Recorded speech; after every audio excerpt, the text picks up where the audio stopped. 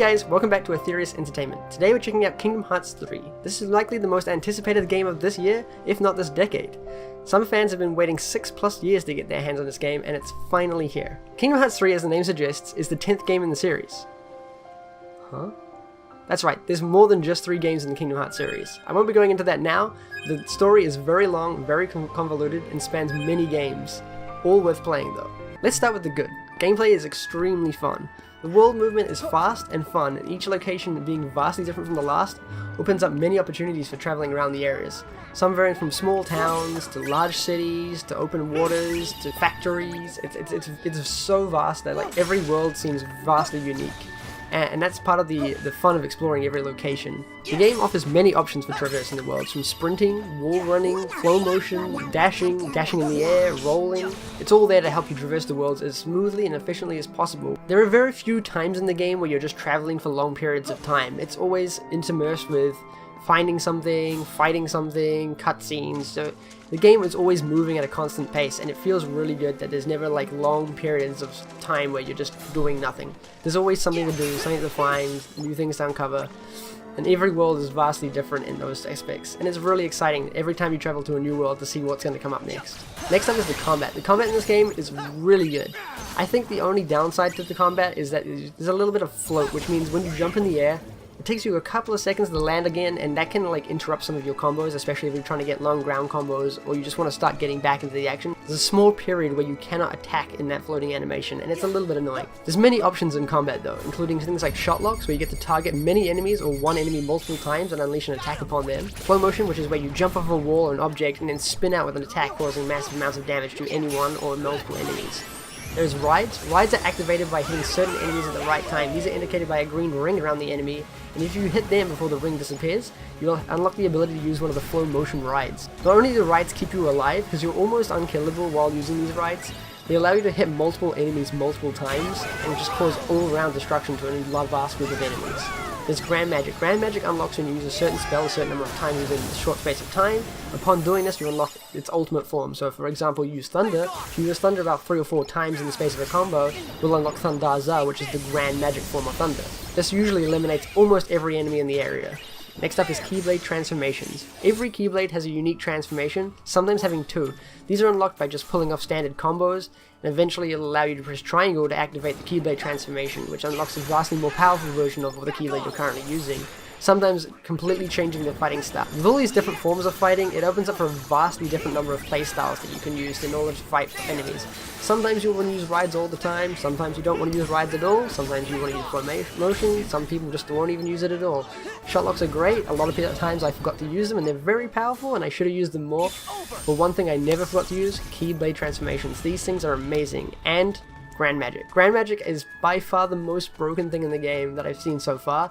Sometimes using things just like Thunder multiple times is just so powerful, there's just no reason not to do it. Because by using Thunder, it hits every enemy and unlocks the ability to use Thundaza, which will just annihilate everything in the area.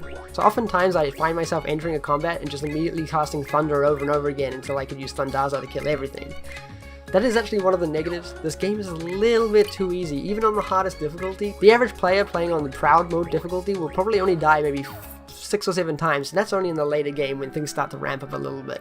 But other than that, it's not really that much of a challenge, and I really do hope they add critical mode sometime in the future. Alright, the next big thing. Gummy ships. Okay, so in every other Kingdom Hearts game, gummy ships felt like such a chore. It was just one way to get from world to world, and you just had to do it. You know, it was just like, okay, here we go, another gummy ship mission. But now it's actually become more interesting. It's a free roam environment that goes between the worlds. You can spend as little or as much time here as you want, and you're rewarded for doing so. If you wish, you can just skip from one world to the next with very few encounters, or you can spend hours and hours grinding out like the missions, the optional side missions, and doing so will reward you. All encounters are totally avoidable, except for a couple of boss missions to unlock a couple of the worlds. Other than that, you can spend as little as 30 minutes in space. You might ask, what is the point of spending so much time in the gummy missions in space? Well, there is actually a secret boss tied to the gummy missions in space. If you're going for a 100% completion like I did, you're going to want to spend quite a bit of time in space grinding up your ship levels to make yourself more powerful, because every ship level you get directly affects how many blocks you can attach to your gummy. Gummy ships this time around feel like less of a means to an end and more of a, this is a place you can go and have fun in between worlds, quite literally. And you can spend hours here, or you can spend minutes. It's just up to you. You know, if you want to get that 100%, you're gonna have to come into terms to love the gummy ships.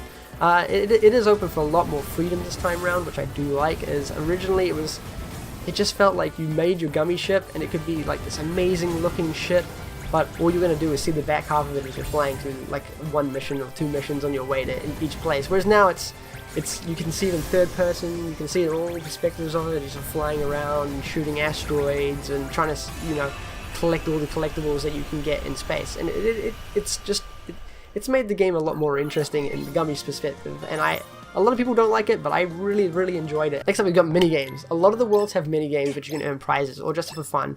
They all offer unique challenges, some being as simple as dancing around with the princess or cooking with Little Chef from Ratatouille. But one of the more challenging mini games is called the Room Rex in the Toy Box world, and this is a game that's unlocked about 3/4 of the way through the world towards the end.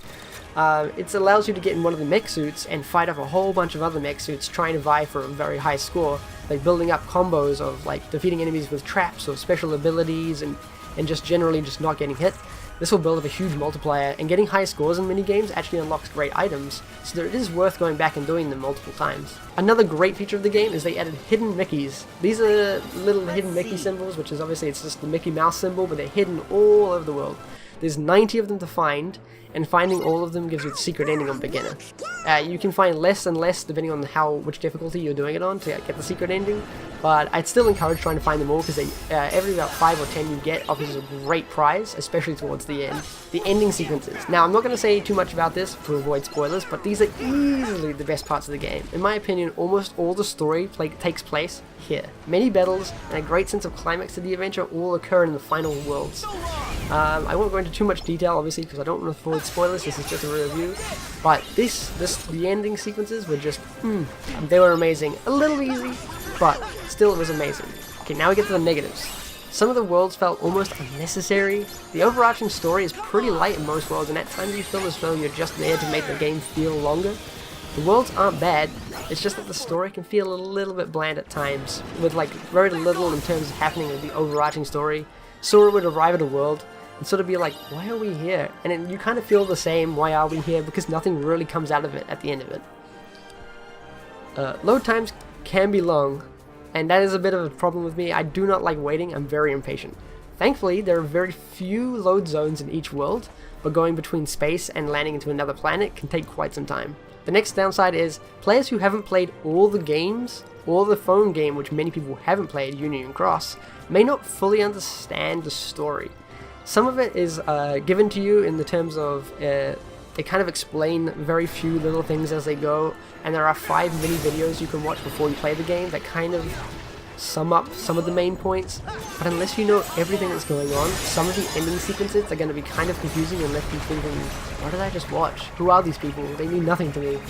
Especially if you haven't played Union Cross. If you haven't, I recommend playing it. It is free to play, it's easy to pick up, and as long as you just play for the story, you don't get involved in all the microtransactions, it is worth picking up.